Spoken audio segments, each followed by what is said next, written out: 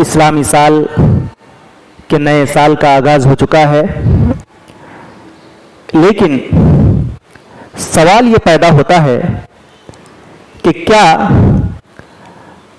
آپ کو معلوم ہے کہ اسلامی سال کا آغاز اور اس کی شروعات کس طرح سے ہوئی، کس واقعے سے اس کی نسبت ہے؟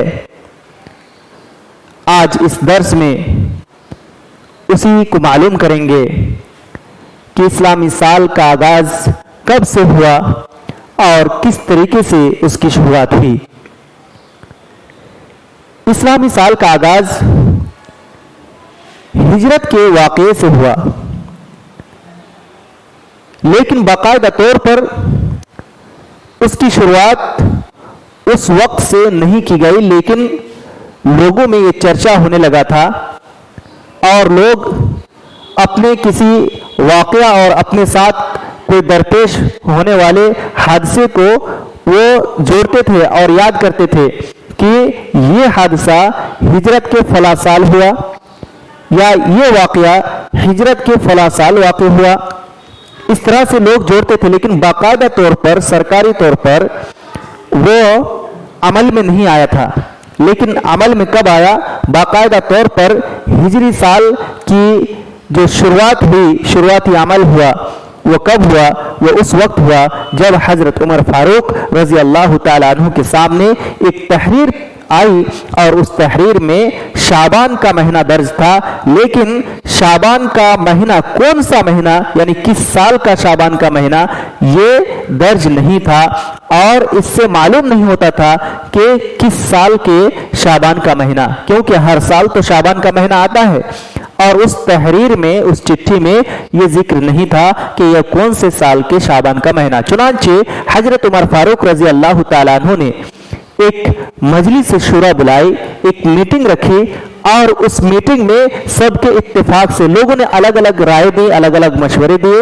کسی نے کہا کہ کہیں سے شروع کیا جائے، اسلامی سال کا آغاز کیا جائے، کسی نے کچھ کہا، لیکن حضرت علی رضی اللہ تعالیٰ عنہ کے بارے میں آتا ہے کہ انہوں نے یہ مشورہ دیا کہ اسلامی سال کا آغاز ہجرت کے واقعے سے کیا جائے، تاکہ جب اسلامی سال کا آغاز ہو، اس کی شروعات ہو، تو مسلمانوں کے دل میں اللہ رب العالمین کو چاہنے والوں اور نبی صلی اللہ علیہ وسلم سے محبت کرنے والوں کے دل میں ایک طرح کا جوش پیدا ہو، ایک طرح کی ایمانی حرارت پیدا ہو اور ایمان میں اضافہ ہو۔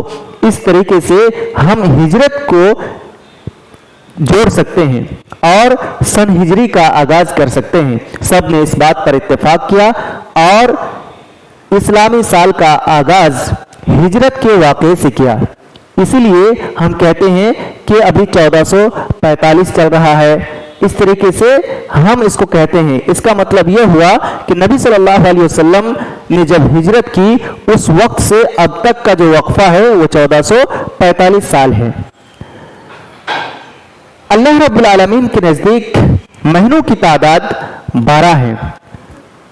اللہ تعالیٰ نے قرآن کریم کے اندر ارشاد فرمایا، ان عدت الشہور عند اللہ 12 شہرا فی کتاب اللہ یوم خلق السماوات والارض منہا 4 حرم، یعنی بے شک مہینوں کی تعداد اللہ رب العالمین کے نزدیک مقرر کردہ کتنے ہیں؟ 12 ہیں۔ ان 12 مہینوں میں 4 مہینے حرمت کے مہینے ہیں اور انہی حرمت کے مہینوں میں سے ایک مہینہ وہ بھی ہے جس مہینے میں ہم داخل ہو چکے ہیں، یعنی محرم الحرام کا مہینہ۔ حدیث میں بھی اس کا ذکر موجود ہے۔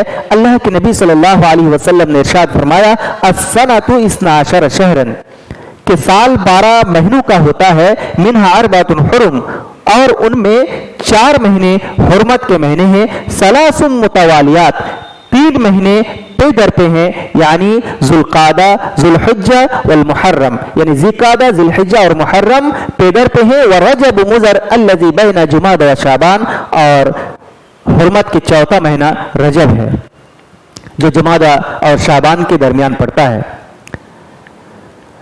تمام لوگوں نے یہ طے کیا اور مشورے سے یہ طے ہوا کہ ہجرت کے واقعے کو، اسلامی سال کا آغاز قرار دیا جائے اور اللہ رب العالمین کے نزدیک جو مہینوں کی تعداد 12 ہے، ان 12 مہینوں میں محرم الحرام کو پہلا درجہ حاصل ہے، یعنی محرم الحرام کو اولیت حاصل ہے اس مناسبت سے کہ اسی ماہ سے اسلامی سال کا آغاز ہوتا ہے، اور صحابہ کرام نے بھی آپسی مشورے سے محرم الحرام کو اسلام کا پہلا مہینہ قرار دیا اور وہیں سے شروع کی۔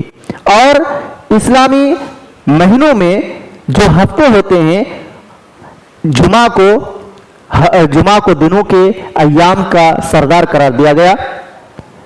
کیوں؟ اس لیے کہ جمعہ کا دن بڑا بابرکت دن ہوتا ہے، جمعہ کا دن فضیلت والا دن ہے، ایام کے سردار ان کو کہا گیا۔ آپ دیکھیں گے کہ جس طریقے سے اسلامی سال کے 12 مہینوں میں کیا ہے، کسی کی طرف کسی ماہ کو نسبت حاصل نہیں ہے اور کسی طرح کی اس میں شرک کی آمیزش نہیں ہے، اسی طرح اسلامی سال کے مہینوں کے جو ایام ہیں، جو دن ہیں، ان دنوں میں بھی آپ شرک کے شائبہ تک نہیں پائیں گے۔ کہا گیا یوم الجمعہ، یوم السبت، یوم الاحد، یوم الاثنین، یوم الثلاثہ، یوم الاربعاء، یوم الخمیس۔ تو کس طریقے سے نام ہے کہ ان ناموں میں کسی طرح کا شرک کا شائبہ تک موجود نہیں ہے، شبہ تک موجود نہیں ہے۔ تو ہر چیز میں آپ امتیازی پہلو اگر دیکھیں گے تو اسلامی سال اور اسلامی ماہ اور اسلامی دنوں کے نام میں بہت ہی امتیازی خصوصیت ہے۔ اللہ رب العالمین نے ہمیں اس طرح کے دن عطا کیے، اس طرح کا مہینہ عطا کیا اور اس طرح کا سال عطا کیا کہ ہم اس سال کو یاد کر کے اپنے دل میں ایمان کی حرارت پیدا کر سکتے ہیں، ایمان تازہ کر سکتے ہیں۔ اس میں فائدہ یہ ہے کہ قمری مہینے ہوتے ہیں، اسلامی سال میں جو ماہ ہیں یہ قمری ماہ ہوتے ہیں، اور قمری ماہ کا فائدہ یہ ہے کہ ہم چاند دیکھ کر کے طے کرتے ہیں۔ چاند جب اٹھتا ہے، چاند نکلتا ہے تو ہم کہتے ہیں کہ اسلامی سال کے مہینے کا آغاز ہو گیا، اور چاند جب ختم ہوتا ہے تو ہم کہتے ہیں کہ اس مہینے کا اختتام ہو گیا۔ اس طریقے سے چاند کے حساب سے چلتے ہیں، لیکن دوسرے سال میں، دوسرے مہینوں میں، یعنی جو ہجرت کے علاوہ بکرمی سال ہے، اور اسی طریقے سے انگریزی سال ہے، انگریزی ماہ ہے، اگر اس کے حساب سے کوئی چلے تو ہر مہینہ میں ایک ہی موسم آئے گا۔ جیسے جولائی میں پچھلے سال جو موسم تھا، اس سال بھی جولائی میں وہی موسم رہے گا۔ جون میں پچھلے سال جو موسم تھا، اس سال بھی وہی موسم رہے گا۔ لیکن اسلامی ماہ کا ایک امتیازی پہلو کہ اگر پچھلے سال رمضان، اگر کئی سال پہلے رمضان گرمی میں تھا تو کبھی کبھی رمضان جاڑے میں بھی آتا ہے، کبھی رمضان بہت شدت کی گرمی میں تھا تو کبھی کبھی شدت کے جاڑے میں بھی ہے، یعنی رمضان کا مہینہ بدلتا رہتا ہے۔ تو اس طریقے سے جو لوگ روزہ رکھتے ہیں تو کبھی اس کو گرمی کا موسم ملتا ہے، کبھی ٹھنڈ کا موسم ملتا ہے، اور کبھی درمیانی ٹھنڈ کا موسم ملتا ہے، کبھی درمیانی گرمی کا موسم ملتا ہے۔ لیکن اگر یاد کیجئے، ذرا تصور کیجئے کہ یہی سال اور یہی مہینہ اگر دوسرے کے حساب سے ہوتا، شمسی اعتبار سے ہوتا، تو پھر کیا ہوتا کہ رمضان کا مہینہ ہر بار گرمی میں آتا، تو یہاں کی گرمی اور دوسری جگہ ٹھنڈ، تو کہیں یعنی دنیا کے کسی خطے میں ہمیشہ رمضان کا مہینہ ٹھنڈ میں ہوتا اور دنیا کے دوسرے خطے میں ہمیشہ رمضان کا مہینہ شدت کی گرمی میں ہوتا۔ اس طریقے سے ناانصافی ہوتی کہ کہیں کے لوگ بالکل آسانی کے ساتھ ٹھنڈ ہی ٹھنڈ میں روزہ رکھتے، اور کہیں کے لوگ ہمیشہ کے لیے وہ شدت کی گرمی میں روزہ رکھتے۔ تو اللہ تعالیٰ نے ایسا نہیں کیا، بلکہ سب کے ساتھ انصاف کیا، اور شریعت اسلامیہ میں اعتدال کا پہلو غالب ہے۔ ہر معاملے میں اللہ تعالیٰ نے اعتدال اور میانہ روی کو اولویت دی ہے اور انصاف کیا ہے۔ یہ جو مہینہ ہے، یعنی قمری مہینہ، اسلامی سال کے مہینہ، اس کا فائدہ یہ ہے کہ وقت کے معلوم کرنے کا ذریعہ بھی ہے۔ اللہ تعالیٰ نے कुरान करीम में कहा है कि यसअलूनका अनिल अहिल्ला कुल हिया मवाक़ीतुल लिन्नास वल हज, यानी लोग आपसे चांद के बारे में सवाल कर रहे हैं, पूछते हैं, आप कह दीजिए कि ये वक्त मालूम करने का जरिया है। इसका फायदा एक ये भी है कि जब हम कमरी के हिसाब से चलेंगे तो मुद्दत रज़ात को याद कीजिए कि मुद्दत रज़ात कितनी है, 2 साल है, हौलैन 2 साल है, तो 2 साल है। और आपको मालूम है कि जो इस्लामी साल है ये 355 दिन का होता है और वो 365 दिन का होता है, तो 10 दिन का फर्क है, 10 दिनों का फर्क है इस्लामी साल और अंग्रेजी साल के दरमियान। तो दूध पिलाने की जो मुद्दत है, मुद्दत रज़ात जिसको कहा जाता है, तो उसकी मुद्दत 2 साल है। तो अगर अंग्रेजी साल के हिसाब से अगर कोई माँ अपने बच्चे को दूध पिलाएगी तो 20 दिन ज्यादा हो जाएंगे, यानी 2 साल 20 दिन हो जाएंगे। क्यों? इसलिए कि अंग्रेजी साल में हर साल 10 दिन ज्यादा है। उसी तरीके से जब किसी को कोई तलाक दे या तलाक, उसमें भी इद्दत होती है, और भी बहुत सारी चीज़ों में, बहुत सारे मामले में इद्दत होती है। तो अगर हम कमरी के हिसाब से इद्दत गुजारेंगे तो इसमें कोई इख्तिलाफ नहीं, लेकिन अगर हम शमसी के एतबार से, अंग्रेजी साल के एतबार से, अंग्रेजी महीने के हिसाब से इद्दत गुजारेंगे तो उसमें गड़बड़ी लाजमी है।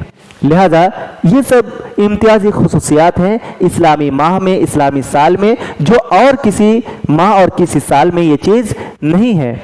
अल्लाह रब्बुल आलमीन से दुआ है कि अल्लाह ताला हमें इस साल के आगाज़ में अपने आप का मुहासबा करने की तौफीक अता फरमाए और इसकी इम्तियाजी पहलू पर गौर करते हुए इसको अव्वलियत देने और इस इस्लामी साल के अय्याम को याद रखने और इस्लामी साल के महीनों को याद रखने की तौफीक अता फरमाए। अस्सलाम।